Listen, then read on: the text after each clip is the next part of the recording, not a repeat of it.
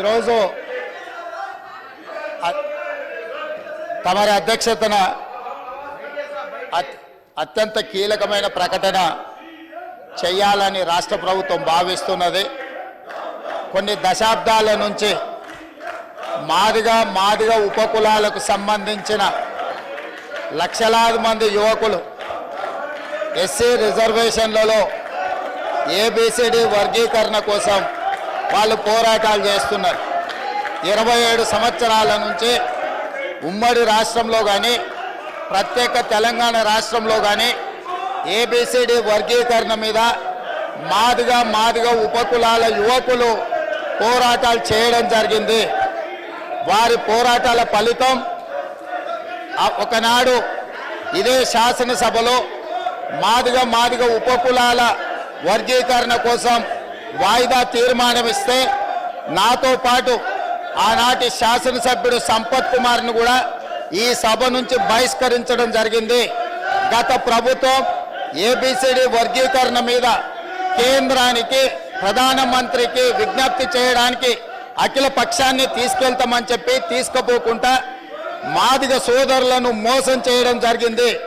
కానీ డిసెంబర్ 3, 2023 నాడు ప్రజాప్రభుత్వం బాధ్యత తీసుకున్న తర్వాత తక్షణమే మా ఉప ముఖ్యమంత్రి గారి సూచన మేరకు మాజీ ఉప ముఖ్యమంత్రి ప్రస్తుత మంత్రి దామోదర్ రాజనరసింహ గారి నేతృత్వంలో మా శాసనసభ్యులందరినీ అడ్వకేట్ జనరల్ని ఢిల్లీకి సుప్రీంకోర్టుకు పంపించి న్యాయ కోవిధులతోని చర్చించి సుప్రీంకోర్టులో బలమైన వాదనను తెలంగాణ రాష్ట్ర ప్రభుత్వం కాంగ్రెస్ ప్రభుత్వం వినిపించడంతో ఈనాడు సుప్రీంకోర్టు మాదిగ ఉపకులాల వర్గీకరణకు అనుకూలమైన తీర్పునివ్వడం జరిగింది.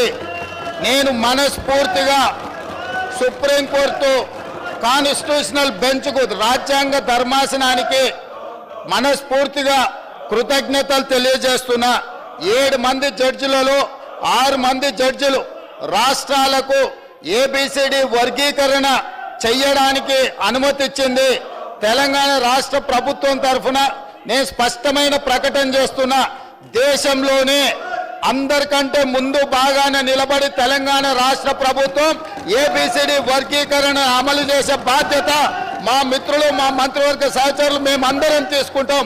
అవసరమైతే ఇప్పుడు ఇచ్చిన ఉద్యోగ నోటిఫికేషన్లలో కూడా వర్గీకరణను అమలు చేయడానికి అవసరమైతే ఆర్డినెన్స్ తీసుకొచ్చి మాదిగ సోదరులకు న్యాయం చేసే బాధ్యత మేము తీసుకుంటాము.